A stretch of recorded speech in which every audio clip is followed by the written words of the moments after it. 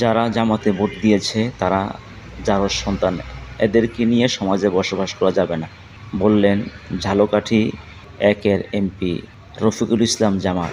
জামাল সাহেবকে বলতে চাই, এখন যদি জামাত নির্বাচন না করতো তাহলে কাদেরকে নিয়ে আপনি নির্বাচন করতেন? জামাত নির্বাচন না আসলে তো নির্বাচনই হতো না। এরা কি নির্বাচন কইরা জারজ সন্তান হয়ে গেল? আর আপনি কিভাবে জারজ সন্তান বললেন?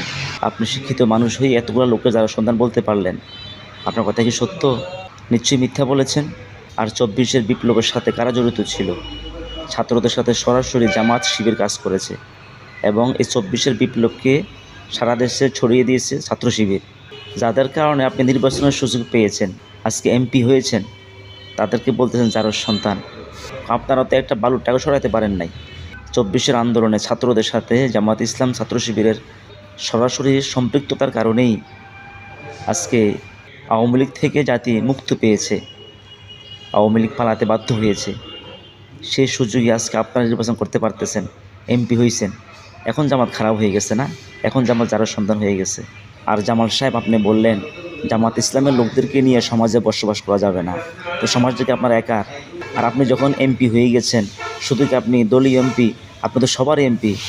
তা আপনি জনগণকে সমাজ থেকে বের করে দিবেন, আপনি একা থাকবেন?